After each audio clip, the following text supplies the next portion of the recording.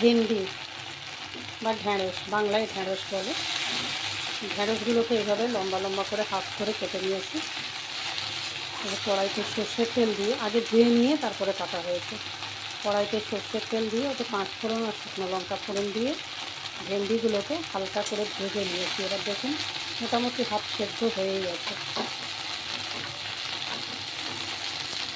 এবার এর মধ্যে টমেটো দিয়ে দিলাম। আর এখানে একটা মশলা পেস্ট করে রেখেছি।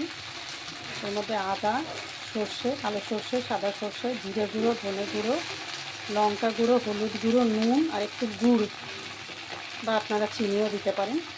এটা একটা পেস্ট করে রেখেছি, এটা এবার এর মধ্যে দিয়ে দেবো।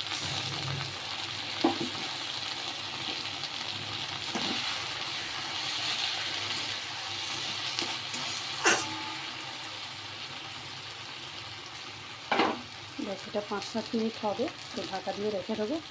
মাখা মাখা পুরো হয়ে গেলে, গা মাখা মাখা, টমেটোটা একটু নরম হয়ে যাবে, তখন দিয়ে দেবো। ভাত, রুটি, পরোটা সবের সাথে খেতে পারেন। Thank you for watching. Masala bhindi enjoy করুন।